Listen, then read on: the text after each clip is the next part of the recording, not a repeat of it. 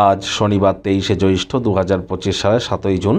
মকর রাশি, মকর লগ্ন, ক্যাপ্রিকর্ন সাইনের জাতক জাতিকাদের দিনটি কিন্তু সাবধানতা অবলম্বন করেই অতিবাহিত করতে হবে।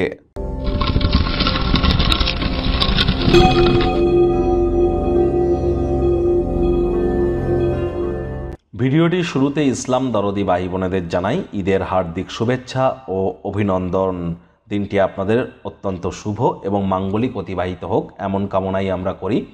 আর আজ যেহেতু শনিবার, সনাতনী হিন্দু ভাই বোনেদের বলবো অবশ্যই শনি মহারাজের বীজ মন্ত্র ওম প্রাং প্রিং প্রং শনিশ্চরায় নামা অথবা ওম শ্যাম শনিশ্চরায় নামা যে কোনো একটি 108 বার জপ করুন, অত্যন্ত লাভান্বিত হবেন।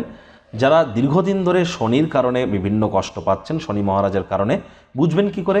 দেখুন, হয় আপনাদের মাত্রা অতিরিক্ত হেয়ার ফল হচ্ছে, অতিরিক্ত মাথার চুল পড়ছে, অথবা আপনারা টাইমের কাজ টাইমে করে উঠতে পারছেন না, স্কিন আপনার ড্রাই হয়ে যাচ্ছে, শুকিয়ে যাচ্ছে, তাহলে বুঝতে হবে যে শনি কিন্তু আপনাদেরকে নেগেটিভ ইম্প্যাক্ট দিচ্ছে। তাহলে আজ আপনারা অবশ্যই শনি মন্দিরে যান, সরিষার তেল, কালো তিল, নীল মোমবাতি, অপরাজিতা ফুল, ধূপ বাতাসা নিয়ে এবং একটি চামড়ার জুতো পরে যান, আরও একটি নতুন জুতো সঙ্গে নিয়ে যান।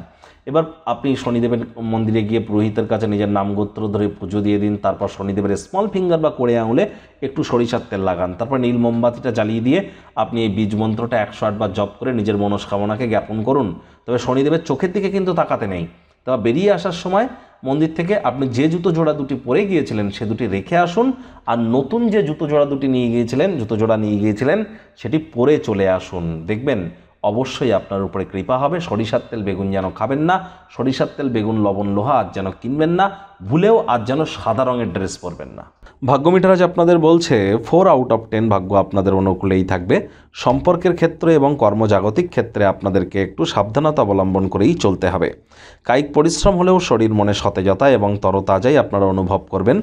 দীর্ঘদিনের পুরনো রোগশোক অসুস্থতা থেকে আজ মুক্তি পাওয়ার দিন, পরিত্রাণ পাওয়ার দিন। পিছনের সারিতে বসে আরাম করুন এবং শখ আহ্লাদ এগুলো নিয়ে যুক্ত থাকুন, এটি আপনাদেরকে বহুলাংশে উপকৃত করবে। নতুন উদ্যোগ পরিকল্পনার পাশাপাশি নতুন নির্মাণ কার্যের শুরুয়াত আজ করা যেতেই পারে। অর্থগত ব্যাপারে আয় ইনকাম তো বাড়বে, তবে খরচও কিন্তু একটু বাড়তে চলেছে, যার কারণে সঞ্চয় কিন্তু ঘাটতি পড়তে পারে। তাড়াহুড়ো করে কোনো জিনিসপত্র কিনতে যাওয়ার আগে আজ আপনার কাছে কি কি আছে সেগুলি আগে যাচাই করে নিন। কোনো জিনিস রিপিট কিনে কিন্তু লাভ হবে না, আখেরে আপনারই কিন্তু অর্থের ক্ষতি হতে পারে।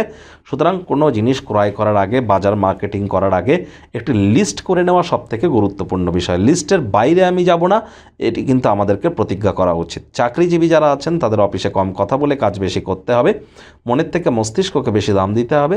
কোনো অফিসটি কিন্তু প্রেম, বন্ধুত্ব, শত্রুতা বা কোনো সম্পর্ক করবার জায়গা নয়। সম্পর্ক করার ইচ্ছা হলে অফিসের বাইরে গিয়ে করুন, তা না হলে বস কলিগদের কাছে কুনজরে কিন্তু পড়ে যেতেই পারেন। রাজনীতিবিদ যারা আছেন জনসংযোগ বৃদ্ধি করুন, কঠোর কায়িক পরিশ্রমের কোনো বিকল্পই কিন্তু নেই। শিক্ষার্থী বিদ্যার্থীদের পড়াশোনায় মনোযোগ আরও বৃদ্ধি করতে হবে উচ্চশিক্ষার জন্য। যারা বিদেশ যাত্রার কথা ভাবছিলেন ভাগ্যদেবীও আজ আপনাদের পক্ষে নেই।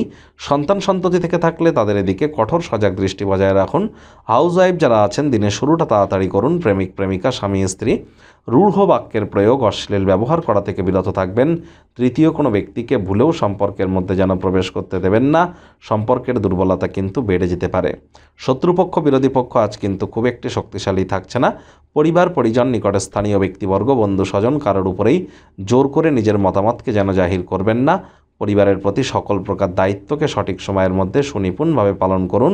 আজ গৃহে কোনো ধর্ম অনুষ্ঠান, হোমযজ্ঞ, শুভ অনুষ্ঠান সম্পাদিত হতেই পারে বা তার হওয়ার জন্য প্ল্যানিং করতেই পারেন, যার কারণে কিছুটা হলেও টেনশনের মধ্যে কিন্তু আপনারা থাকতে চলেছেন। তবে সব কিছুই খুব স্থিরভাবে সম্পন্ন হবে।